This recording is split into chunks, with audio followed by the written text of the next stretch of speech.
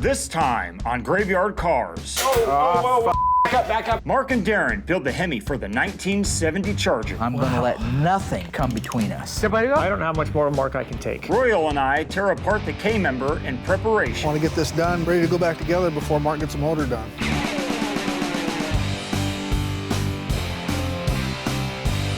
And then we team up to paint and fire up the Hemi engine for the first time in over 30 years. This thing's called the elephant for a reason, stupid.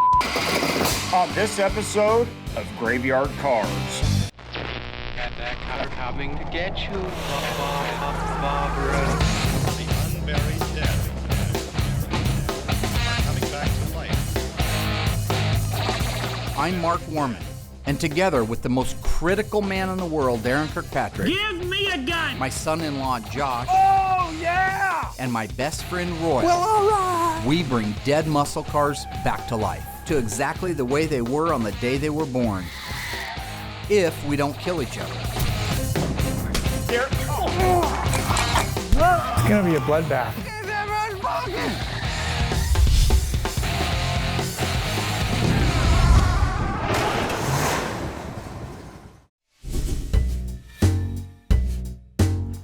Here's a great example. Great show, guys. Love the Mopars. Darren is a pain in the ass. Get rid of him. Love watching the show. If I take another 2 seconds of Darren, I'm going to veer into oncoming traffic. Darren is possibly the biggest pain in the ass the entire world has ever known. Get rid of him. Why does he want to drive Royal's Jeep? Darren. I should elaborate that and put it in a sentence.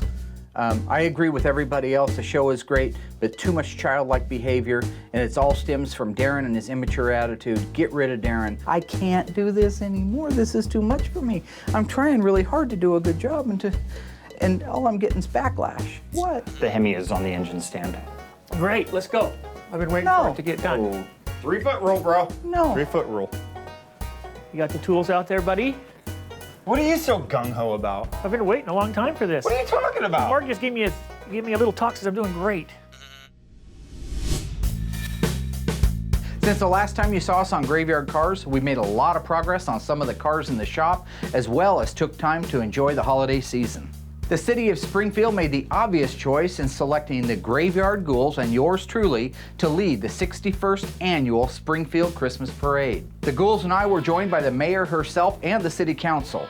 This was a great opportunity to show off the cars from last season, as well as have some great fun. As everybody knows, we're constantly improving the shop and the equipment so that we're able to do the best restoration possible.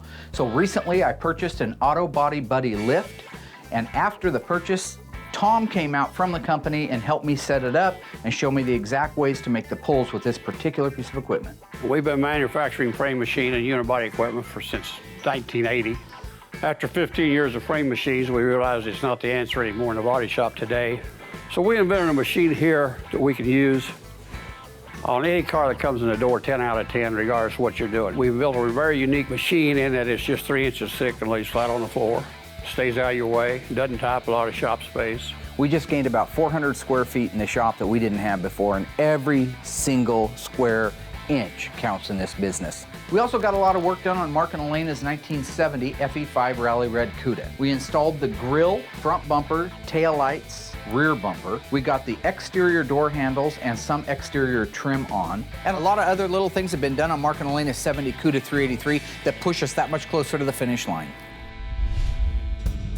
While you were gone, I put the 400 together for the 72 Charger.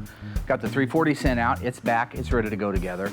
I got the Hemi on the stand, it's ready to go together. All the machine work, all the nuts, the bolts, all the fasteners are set out while you guys were playing house. I actually never really felt like I left in the first place. You know, my mind's always been here. We're all buddies. Now that the idiots are back from vacation and recess, we can refocus, get our nose to the grindstone, and start pumping out some of these cars. The plan is to divide and conquer and get things done. Instead of having 4 monkeys work on the same car, split us up into 2 groups of 2 monkeys working on the cars. Darren and I are working on the 426 Hemi for the 70 Charger RT, and Josh and Royal are actually working on the front suspension and K-member for the 70 Charger RT. Let's get this one motor done. Nothing else matters. Get it done. Focus all of our attention on it. You get that done. Get all your attention on it. Next thing you know, we're going to have all these pieces done. So you know what? And that's the other thing I want to really try to do.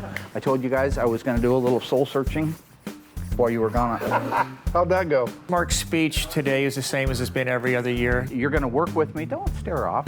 No, I'm on making I'm us just a happier, making more a mental positive, note. group of people. He's telling us what we want to hear, and the first given moment, he's going to put us all down like he has been. He's quite proud of himself with his names and stuff that he calls us. The only thing I want to do before we get started here is I want to make sure that I get certain things out of my system. I've noticed you grew an extra set of eyelashes that go between your actual eyelid and your second set of eyebrows. Did I? You're even more bald, and you actually have a low spot right here that needs a little bit of Bondo and a block sand. You look like Yukon Cornelius from Rudolph. Oh, Rudolph! Welcome back. Right now I'm out in the body shop with the guys. They're putting together the rear body section on the 70 Charger RT.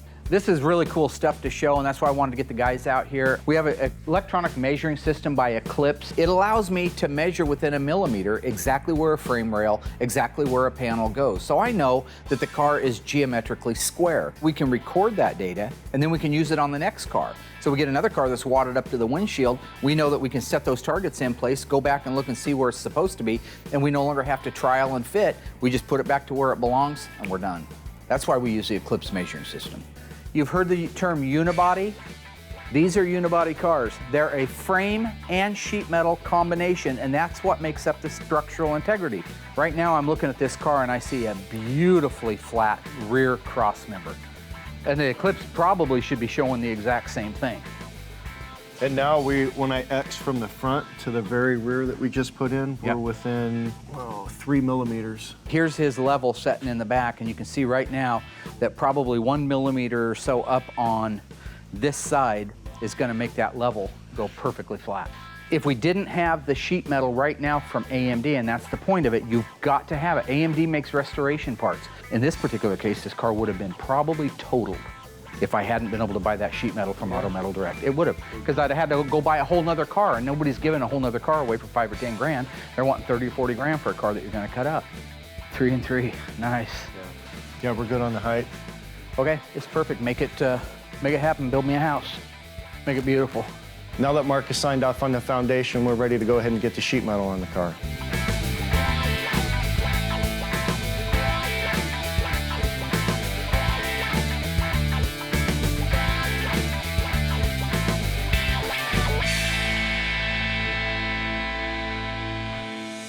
This season on Graveyard Cars, we have a ton of restorations, but we are out of time and we're out of space. Our first priority is Mark and Elena's 1970 Plymouth Cuda 383 automatic. We also have Kimberly Cook's 1970 Barracuda convertible 383 two-barrel to finish. It's been painted, parts have been cleaned and ready for final assembly. Also in the shop is a 1970 Plymouth Superbird 444 barrel. We've been working on this car since season 2, and we have all the AMD sheet metal in place. Bodywork is done.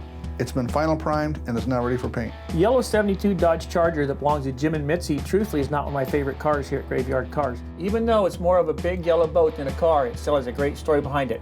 Also coming through is the most recognizable Mopar in television history, the world-famous 1969 Dodge Charger General Lee. This is only the tip of the iceberg. Still waiting in the queue are some of the rarest and most iconic Mopar muscle cars Chrysler ever built.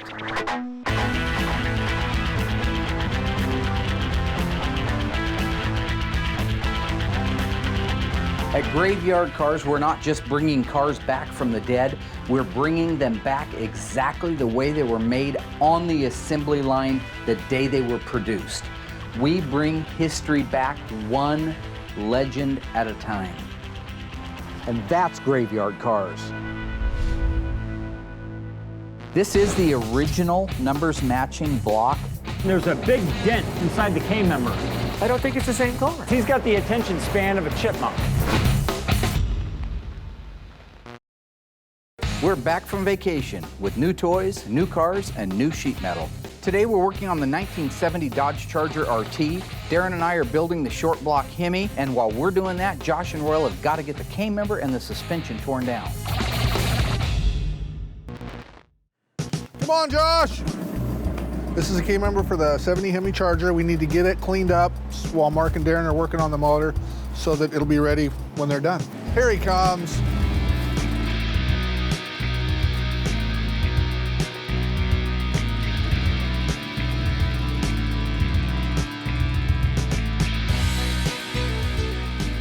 Beautiful Oregon rainy day, Royal.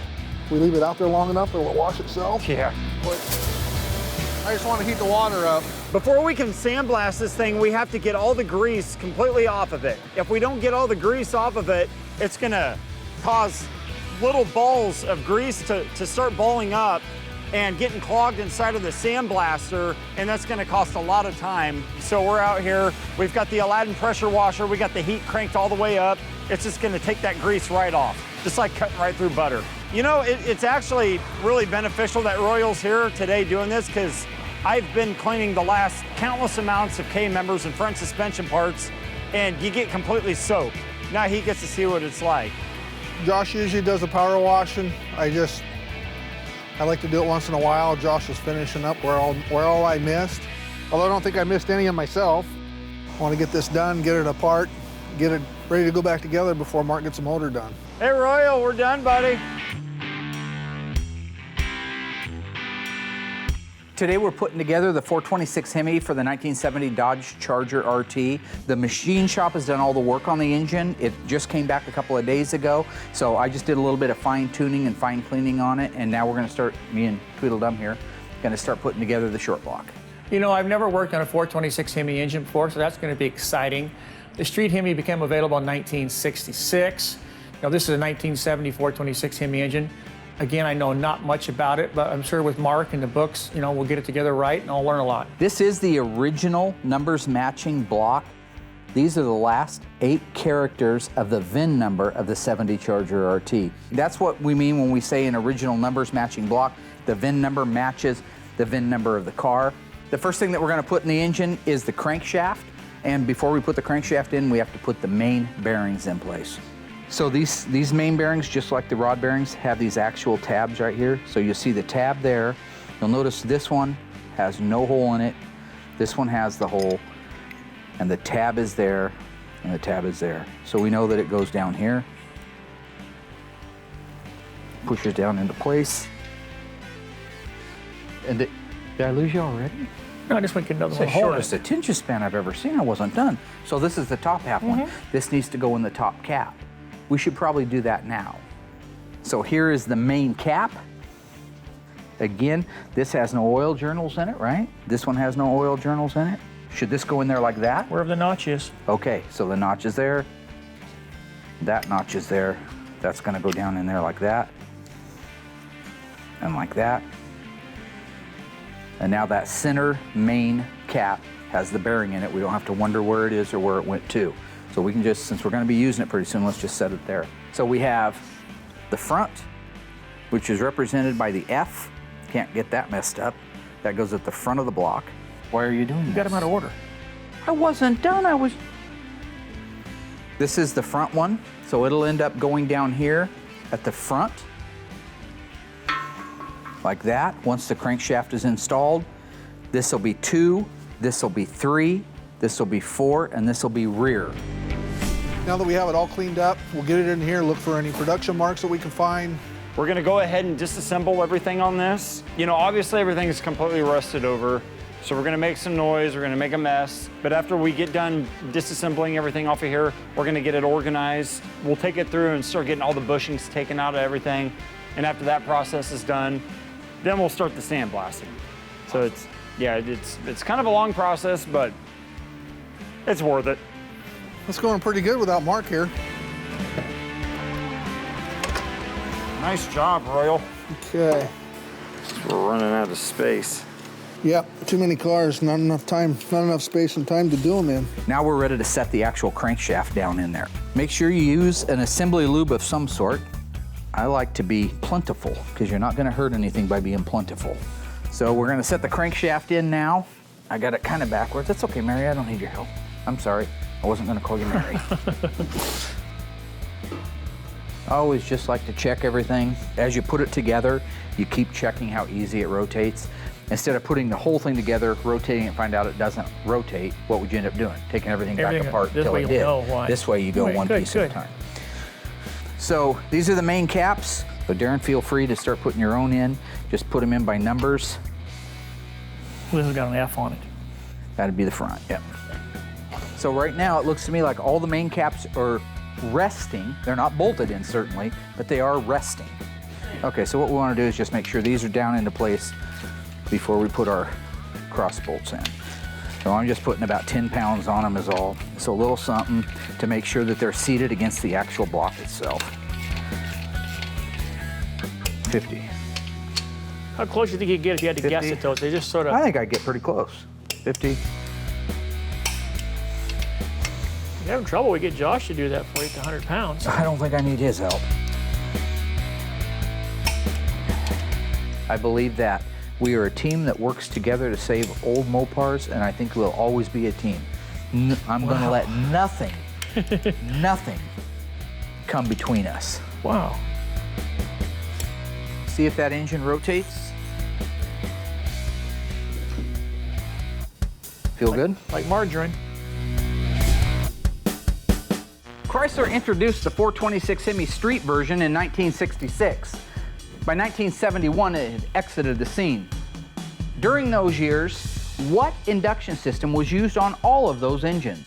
Was it the single 950 CFM Holley carburetor, the 440 six-pack induction system, or dual AFB carburetors? The answer coming up after the break. So what was the original induction system used on all 66 to 71 street Hemis? Well, the Holley six-pack setup was only available on the 340 and the 440. The 383, 440, and 340 would have been a single four-barrel in any other application. That would have left only the inline dual-four AFB as the induction system used on all 66 to 71 street Hemis. Visit graveyardcars.com to learn more. Royal and Josh are cleaning up and tearing down the K-member for the 70 Charger RT in record time. Darren and I have been getting along famously while we're building out the Hemi. Next on the list, we're going to install the pistons.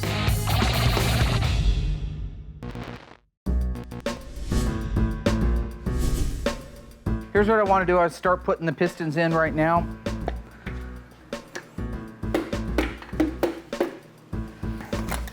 Once the piston's gone below the deck height, that means the rings are seated down into the cylinder itself. I'm going to press that piston in further until that rod bearing that you saw us shoot grease on butts up against this rod journal. Then we'll put the cap on it with some lube and it'll be ready to torque down. Sounds nice. That's it, huh? Everything's been going great this morning. Things have been working out perfect, getting a lot done. Out of the blue, Darren decides he's going to play the game. There you go. Back. Hold. This thing's got to be rotated that. That's why the bar's on there, Tiger. You put it anywhere you want. You're not going to rotate it that way. You're going to rotate it with this. I used to be able to count all the crazy things that Darren was, but he just adds to it every day. It's gotten to a point where I can't keep track of it. Trying to rotate a crankshaft with your hand. Why? I mean, Superman couldn't do it. Why are you trying to do it? God, really? What position do you want it in, buddy? Farthest away. Perfect. On Friday. It is Friday. God, it's a miracle.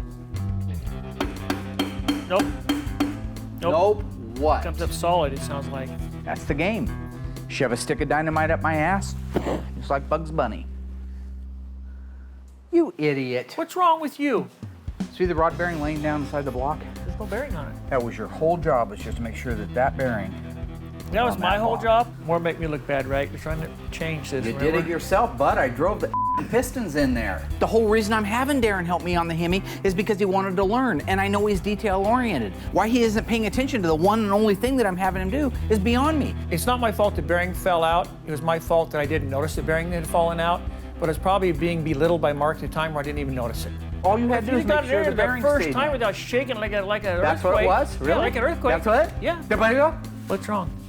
Well, you know, this is just not going to stop overnight with Mark because, you know, you're just like a marathon runner. You don't start running the marathon your first day. You start out by maybe running half mile. You know this is all because of you, so you should shut I know the it is. f*** up. Okay, Mark. In all actuality, I'm helping Mark build up a tolerance to myself so that we'll all get along better at Graveyard Cars.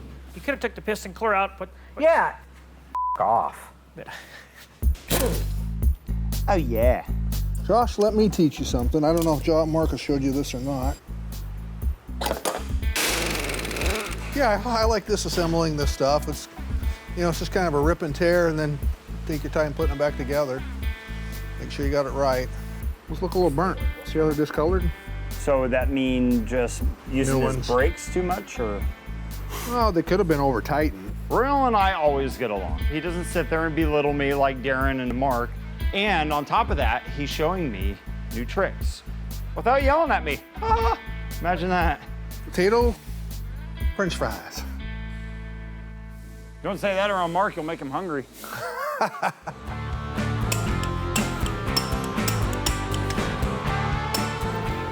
Oh, nice. Yep. I'm trying to feel if there's any kind of resistance. If you don't do that and you have one that's too tight in there, it'll spin that bearing instantly as soon as the engine starts up. I always like to check the journals. I mean, just in case you've got a Josh or a Darren or a Royal working in your plant, and they drop the box and chip the edge of the journal, I want to just take a look at it, make sure it's all butymous. The Hemi camshafts from the factory used 3 bolts that held the timing gear to it, where a 440 and the regular wedge engines used 1 single bolt, which was a 5/8 head.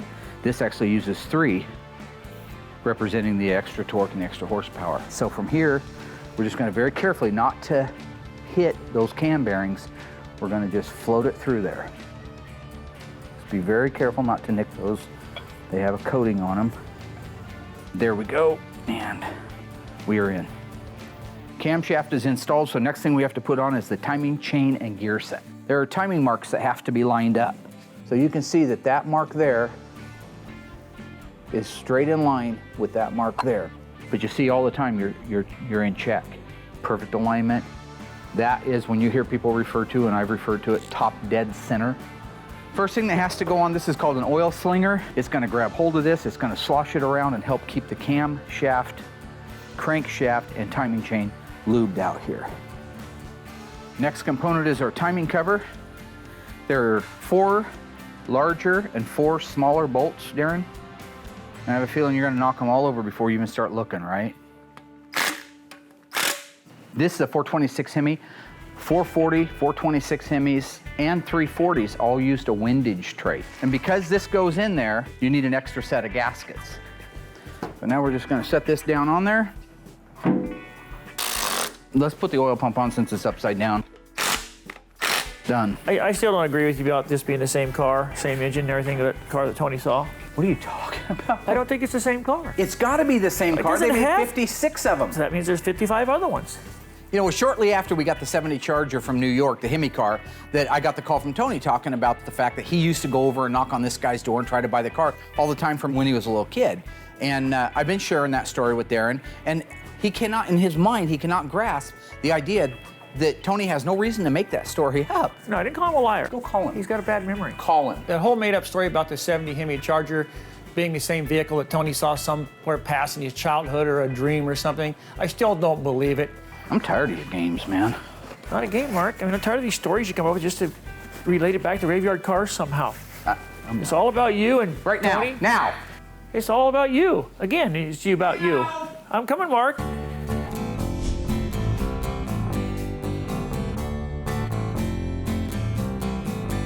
Well, it looks like I'm by myself now. Royal had to take off to go to his other job, which is totally cool. So the first thing that I'm gonna go ahead and sandblast is gonna be the K-member. When these things are completely covered in rust, you can't see anything, but after you get done blasting it, you can see it all. Well, I just got done blasting over one general spot, and there's a big dent inside the K-member. But I don't know, my guess is it either rammed into something or something rammed into it. Boy, I cannot be thankful enough for these metal awnings. You take a look outside right now, man, it's a monsoon. It's like this 24/7 here in Oregon. It just rains, rains, rains, rains, rains. I'd be drenched. Mark wouldn't care. Mark loves to see people miserable. I mean, honestly, you don't see him over here sandblasting. You know why? Because he's got the attention span of a chipmunk.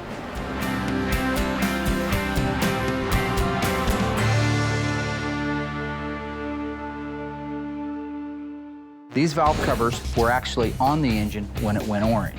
No matter what I do, it seems like I do it wrong. Battery. Oh, whoa, whoa, whoa. Back up, back up.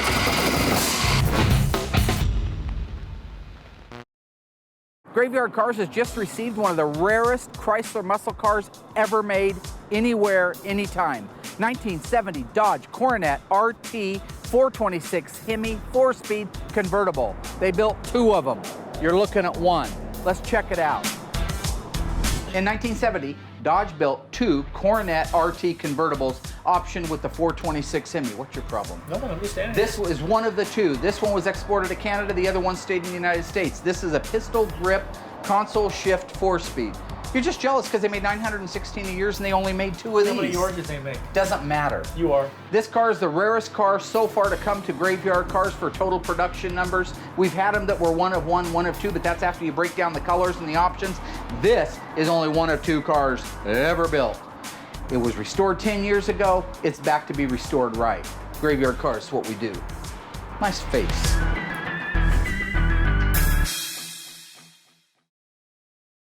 Josh and Royal completely disassembled the K-member for the Hemi Charger. Royal took off for his existential job, leaving Josh to start media blasting the K-member and suspension pieces. Meanwhile, Darren and I got the pistons, camshaft, timing chain, oil pan, oil pump all installed in the Hemi. And just when I thought we were getting along, Darren starts playing the game. Now I gotta go call Tony D'Agostino and settle an argument. Call him right now. What is wrong with you? Can't wait. I can't wait either. So I called Tony right up, got the jack-eyed weasel in there on the phone, and let Tony explain to him that he used to live in Highland Mills, same town. What are the odds, right? What are the odds that he used to leave a business card on another 70 Hemi Charger? Hello, Tony Smoke Car Parts. T, it's Mark. Hey, how you doing, bud? It's a better chance that I'll like Darren by the end of the year than there is that he would go up and knock on another door and have it be a different 1970 Dodge Charger 426 Hemi 4-speed burnt orange with a black top and black interior. I don't know, a little over a month or so ago, I was talking with one of my friends and he has a memory like a vice, and he said, do you think that Hemi Charger they have out there is that one we used to look at up in New York there that you knew about? So I asked Mark, and he goes, yep, that's where the car is from, Highland Mills.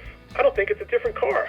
So it is possible though, right? That is a great example of who Darren is. You can give him all of the proof in the world for something, but in his mind, if he doesn't want to believe it, he's not going to believe it. And even if he does believe it, the whole goal is to throw you off. That is an element of the game. His sister and himself had both been in contact with me. They noticed my business card, that his dad had saved my business card, and they still had it in the house. You know, Tony is the smartest Mopar individual I've ever met as far as facts, figures, and parts, etc. But I still don't believe that's the same car Tony saw back in his childhood and his youth. So it's not the same car. You know, that's a great example of why Darren is great to have around the shop, and the only reason is he's pessimistic. He finds the bad, the negative, the impossible in everything. So to not believe Tony and to not believe that scenario only plays into who his character is. So having him QC something is great because it has to be perfect or it's not going to get past Darren. I don't think it's the same car. Yeah, it's looking a lot better now. We got a couple more spots left on here. Concentrate on the big rust spots. In areas like this right here where there's all the pits, you have to hold the blasting gun point blank with it and slowly work your way up and down so that you can get all the rust out of there, because if you don't, you're gonna eventually have to take the paint off if you put paint on it. Take the paint off, re-blast it, because that rust is just gonna continue to spread. All right, I'm gonna put this back in, get this thing done. So we have our cylinder heads on and they're torqued spec. We have our rocker arm assemblies in place and the valves are set to spec. So really where we're at now is to install the intake manifold next. After that, we can put the water pump housing on, valve covers, and move this out to the booth so we can get some color on it. Tell me where the front and where the back of this intake is. You know, I understand Mark's the boss and I'm just trying to help out around here, but no matter what I do, it seems like I do it wrong. I'm just trying to help out. You have to tap him with a hammer? I want you to shut up. The guy that makes suggestions, the guy that runs it for everybody. I don't know how much more Mark I can take. I need a little hammer. Nice. Got it? Looks like it. All right, let's put some bolts in that mother. Now that we have the factory dual 4 intake manifold in place on the 426 Hemi, the 2 throttle return brackets, dual 4s, and the throttle return bracket itself, we can actually torque everything down with an inch-pound torque wrench to spec and move on to the next step. These go to 72. I'm gonna make sure this one was tight. Could we go to the center and just do all of them again? Yeah. That's what I was saying and the book was saying. 72. It's up to you, because you may know more than that damn book. I don't think so. Most of the Mopar engines came with cast iron intakes on them, but a few did come with aluminum intakes. And one of the main problems with aluminum intake is you can over-tighten it and actually warp the engine, which will cause a vacuum leak and or an oil leak. Done. Interesting. The 426 Hemi, even though the valve cover is a wrinkle black and the rest of the engine is Hemi orange, these valve covers were actually on the engine when it went orange. So what you see to be an OEM correct is this got masked off. Well, we know human beings are masking it off. There's a thing called an undermask and an overmask. Undermasking would be, one of the two existed, goes to mask it off, and he doesn't quite go all the way down to that lip, right? He's in a hurry. He's super guy. He's got to get out. There's all kinds of crazy stuff happening tonight. So he's going to run that around there. He's going to run that around there. He's sloppy. He's got 50 of these to paint. So what's going to happen is the bottom of that little rung is going to end up with some Hemi orange on it. That would be an OE correct. If he overmasked it, he would go past the valve cover onto the block. So then when you pulled it all off after painting it, you'd have a spot of bare metal right there where it got overmasked. So I'm going to try to do a good job but still show some OEM intent when I do it. We try when we can to emulate the way the assembly line did it. That's how the assembly line did it. The size of that valve cover gasket. Just give you an example. That's a Hemi valve cover gasket. Here's the valve cover for the 440. There's the valve cover for the 426 Hemi. This thing's called the elephant for a reason. You see the footprint it takes up? You stick that thing into a CUDA, which has no room inside the engine compartment, and then you try to put a power brake booster on it. That power brake booster rides right here. You ain't gonna get a valve cover off with a power brake booster on. Looking good, gentlemen. Looking good. And one of these does not have a lock washer on it right now, Mark. That's fine. I just want to get it seated down there, then we'll go through the hardware and make sure we have everything right. If you need to bombard your way around and knock me down, don't worry about it. You're like that old bat in the grocery store with that shopping cart. She's dangerous. All she's got's her eyes on that 19-cent can of clam chowder, man. She's gonna knock you down. Ain't nothing gonna get in your way. You ask her why, because I'm old. Well, good answer. We sealed the gasket to the valve covers, installed the valve covers. The water pump got installed and sealed, as well as the thermostat housing and gasket. The second generation Dodge Charger is the most abused vehicle in all of Hollywood. From the 68 Charger in Bullitt, to the General Lee, to the 70 Charger that was used in Fast and Furious. True or false? They selected these vehicles because the Charger was the only full-frame vehicle that was available at the time. The answer coming up after the break.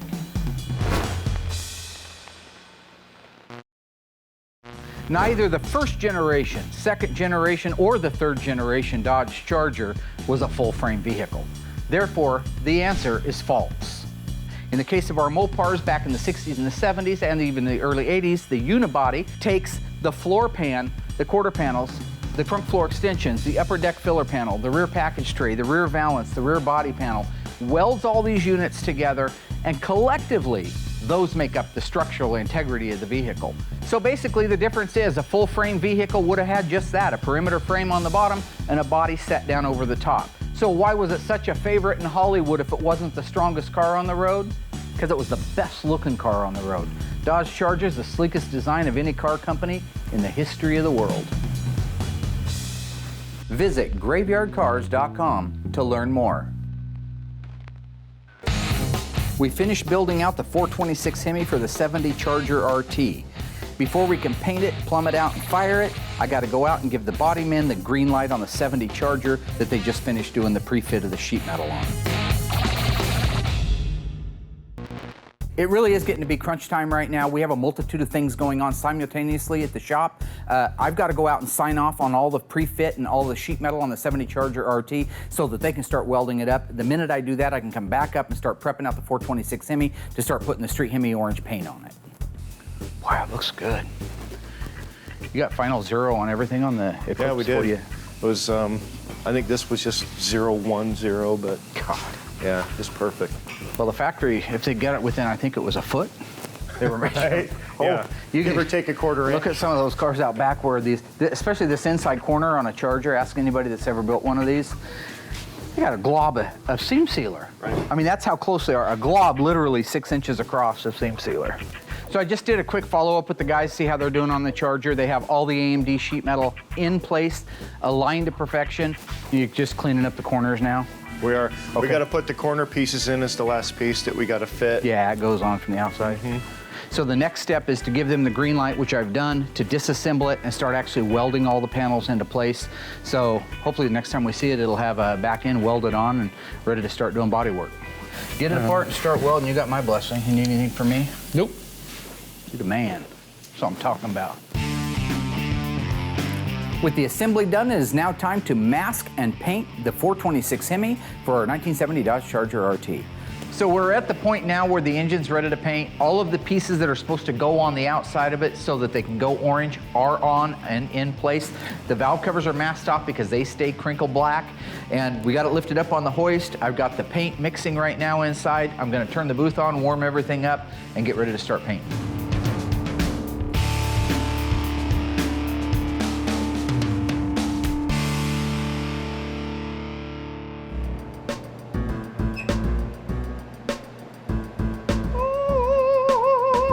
Not too bad. For the most part, I've concentrated on the pits right here where all the rust was just over encumbered in this area. And I pretty much got a big brunt of it out, if not all of it. Now I'm gonna take it over and re-clean it, spray some chemicals on it and call it good.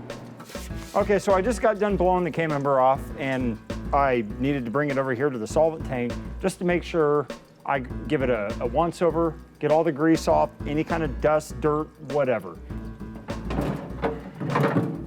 Let all that stuff drain out for a bit and it'll be good to go. Hand it off to Mark. Pretty excited here now. We've got the 426 Hemi for the 70 Charger RT completely assembled to the point where we can have it run on the engine run stand. We were very fortunate with the Hemi Charger. A lot of originality in it when we took it apart. The original AFB 4-barrel carburetors were still intact. They have numbers on them and they have date codes on them. When you hear numbers matching, it's not just the VIN, it's a lot of other little things. If everything's gonna match, those are the originals. That means they have to be restored with care. I only trust Scott Smith up at Harms Auto. So we have all the corresponding gauges here. We can monitor everything. The only thing we have to do is roll it out into the shop, move it down to the end where the big door is because we don't want to start it inside with all the gas and the smoke and everything. You don't want to really run an engine without exhaust on it just because the cool air can go in there, feed back up and possibly warp something that's really hot. And it's just smart. It's a spark arrestor. It keeps anything weird from happening. Yeah, batteries. Whoa. Back up. We're grounding off on the battery. Yeah, batteries. Whoa. Back up. We're grounding off on the battery. We're probably going to have to go higher with this system right here. I think we're too far forward. I don't care where you go with it, but it Let's needs put to it go back high, in the you sucker. I think the mufflers are too heavy, so you need to pull it back more where the weight of the mufflers is. And dummy. Here. And when you do, it's still going to not be high enough. So why don't we cure both of them at the same time? Why don't we get taller jack stands? F off. You're the ones that went and got them. Okay, what do you want me to do, buddy? Stupid. Irrelevant piece of. What's the problem, really? It's the technicality game with Darren. If I say, move the exhaust up, well, I didn't say move it up 12 degrees or I didn't move it up 3.5 inches. He just yards it up in the air and holds it over his head or drops it to the ground. I don't have to be specific. Use your head. It's common sense. Did you not notice the Okay, but why exhaust can't I lift these up? pipe And you guys... right here? Sparking. Okay. We'll put something between it. Let's raise this up and just use this.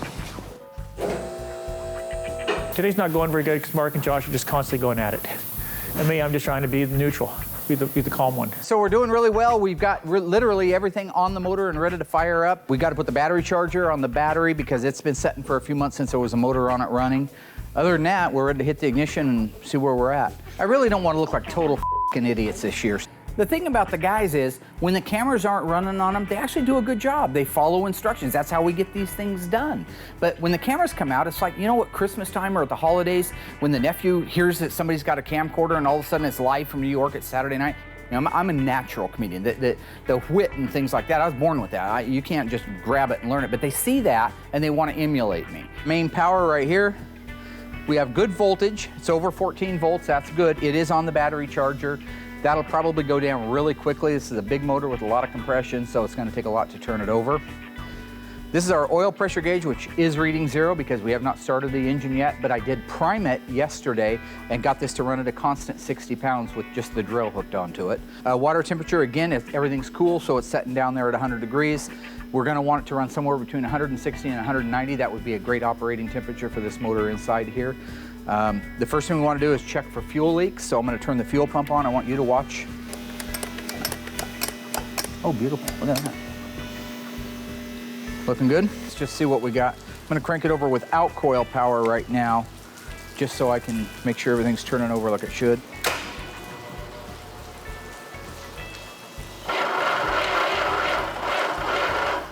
Somebody fart. It's sulfating, you smell it? Yeah. The plates inside are shorting out, I think. I'm not sure, but all I know is it doesn't create any voltage. So every time, like right now, it's sitting there without the battery charger on it at 10 volts, so the battery's shot. Dadgummit. So you moose need to go down there. M-O-O-N, that spells battery. We need one now. I am headed down to Napa to pick up a new battery. Hopefully, we can get this thing running. The battery's under warranty, buddy. Battery's under warranty. The battery was not under warranty. Darren got me. 2 points, Darren. 0 points, me. Half an hour to go get a battery 3 blocks down the road? Well, no, I don't need that. Guys, come on.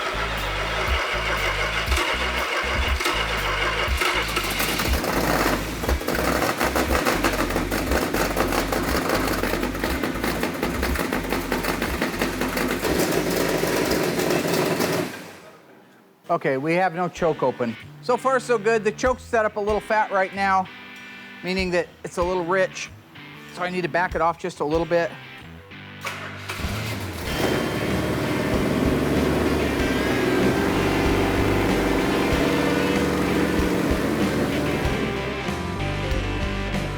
So for me, the most rewarding thing is to know that we saved the motor, it's correct, and it is now ready to go back in the car. You know, Mark makes a big deal of painting the exhaust manifolds. It just fills the shop full of pollutants and air, and we have to sit out there and breathe it. So I think it's totally wrong to paint the exhaust manifolds, because in the end, there's no paint on them anyway.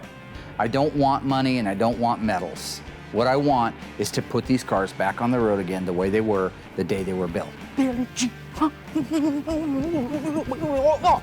First off, Mark cannot dance. He is not Michael Jackson. I think it's completely ridiculous, and it shouldn't have any part on the show. When I get jazzed, when I get happy, when I get motivated, I dance. You don't like it? Too bad. It reminds me of the little town that didn't like the dancing going on, and Kevin Bacon came to town and had to explain to him that even David said, sing and dance before the Lord. Everything ran great. That's awesome. Nice work. Give it up. Do it or I'll bash your head in. After the engine was assembled and ran, it just sounds wonderful and no problem with the engine. It's going to make the customer very happy. It just shows how well me and Mark work together. Very, very nice. You know, it was a very good week at Graveyard Carz. Mark and myself got the 426 Hemi engine together, got it running, no problem with the engine. First time it's ran in 33 years.